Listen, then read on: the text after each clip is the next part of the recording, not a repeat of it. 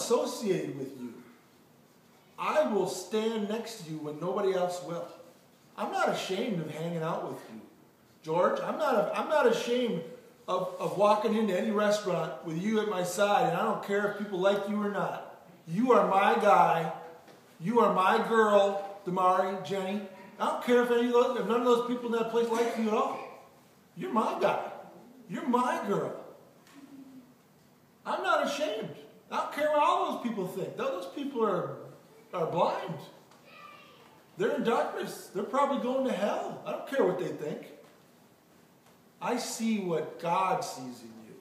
That's what we need to focus on. Don't focus on, man looks on the outward appearance. God looks upon the heart. Amen. Stop judging by whether I have a perfect body, perfect teeth, every hair in place, the right style of clothing, drive the best car. Who cares? God doesn't care about that stuff. You know, if he blesses us with money and we can get that stuff, okay, great. But are we judging people based on those things? I hope not. You know? Not this church. I'm not going to let it happen. If you don't like it, you can go find a richer church. Right? Go find a church that has gold on the walls. You know? I don't care. We're not here to do that. All right. Individually now. Verse 17. By faith, Abraham, when God tested him, offered Isaac as a sacrifice. He who had received the promises was about to sacrifice his one and only son, even though God had said to him, it is through Isaac that your offspring will be reckoned. Can you imagine what's going on in his mind? Hey, just go sacrifice your son. Go on. Just take him up to the mountain, tie him up, stab him, burn his body. That's all I want you to do. You can just imagine. But then look at the next verse. Abraham reasoned that God could raise the dead. And figuratively speaking, he did receive Isaac back from death. So, you know, if God told you to do something that extreme, that radical, wouldn't you sit down for a minute and like, this is not really like God. What's he trying to do here? Why is he asking me to do this? Because, I mean, God condemned human sacrifice. That's why the Canaanites were destroyed, because they did stuff like that. So God's asking Abraham, sacrifice your son? So Abraham's like, this isn't the God I've come to know. Why is he asking me to do this? And so he thought, well, I guess he's just testing me. He's going to bring him right back to life. As soon as it's all over, Isaac is coming back to life. So because of that, see, that's the reason why Abraham went forward and did it. That's how he figured in his heart God was going to bring all this to pass. He didn't just like, oh, okay, you know, I'll just go kill my son. He's like, no. God's not like that. God's going to bring him back to life. I'm not sure why he's asking me to do this insane, crazy thing, but I know my God, and my God's going to restore him. And what do we know what happened? He had the knife right here. He had the knife right here, ready to come down, just like a quarterback getting ready to throw the ball. And the angel intervened at that very moment and stopped him. And the voice came from heaven and said, Abraham, now I know. Which is interesting, isn't it? Why would he tell Abraham, now I know? Didn't God know before? There's a mystery involved in some of these passages of scriptures. Exactly how much does God know? Does he know the future? For sure. Why does he test us? He tests us to find out how we'll respond. But yet, doesn't he already know? So why even bother testing us? So there's a real mystery involved in exactly how much he knows. Because when you're dealing with the free will of individuals, if you and I have real free will, think about this, because this is a real hot topic in theology. If we really have free will, that means you could go this way or you could go that way, depending on how you choose at this moment. And God certainly knows everything there's possible to know, but as long as there's just a mustard seed of free will, at the last second, you and I could go the other direction for whatever insane reason we would choose to do that. You and I could choose to go out and do a horrible thing today. And we're not thinking about it right now, but it could happen. You know, we're not perfect. We're sinners still. So there seems to be a little bit. Because these passages are all over the Bible. And people that are hardcore saying God knows everything, they'll just say, well, that's just the way the Bible was written. It was written from our point of view. God really already knew. Well, we don't know. Maybe there is a certain amount of stuff he doesn't really know. It's a small amount of stuff. Because God knows if in 5 minutes 2 cars are going to crash out there. He knows that. But he doesn't necessarily know if a minute from now you're going to choose to tune me out or not. He doesn't necessarily know that yet. You know, that's something you're going to choose a minute from now. Okay? So hopefully you're not going to do that. I hope. All right? All right. Verse 20. By faith, Isaac blessed Jacob and Esau in regard to their future. And we all know the real story there, though. If you look behind the scenes, Jacob and his mother deceived Isaac. And Jacob put on the hair, remember? Put on the fur on his arms and got all smelly like animals. Because Isaac at this point was blind. So the only thing he could do was pull him to him and, oh, smells like my son. But Isaac went ahead and blessed him. And back then, you get the firstborn blessing, you got everything. You know? And he got it. Why does it say by faith? Well, I mean, he thought he was doing the normal thing. And it was a prophecy. If you go back and read the patriarchs, Abraham, Isaac, Jacob, Joseph, when they're praying for their children, they're prophesying. They're predicting their future. So he's doing that by faith. He's praying over these guys. And he's like, this is what's going to happen to you, my son. You know, he's doing that by faith. So he prayed over Jacob and he prophesied and prayed for his future. And then Esau came crying and Jacob and Isaac said, hey, it's too late, man. I already gave your brother the real blessing. Well, please bless me. So he came up with something and he prayed for Esau. Well, you too will be a great people, my son. That's about all he had left. It's like, what do I got left here in the bag for you? That's kind of how it was. You know, I kind of gave away all the good stuff. You know, what do we got here for you? You know, and that's kind of how it was. When the firstborn got the blessing, that means when the father died, you were like the testator of the will. You decided who got everything. You got all the power of the firstborn son.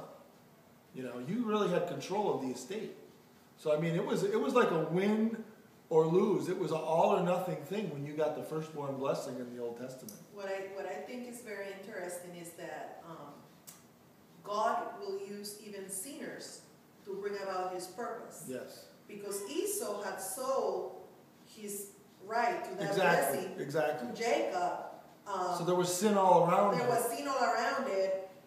But the prophecy was the older will serve the younger. Exactly. So it worked out the way the prophecy determined anyway.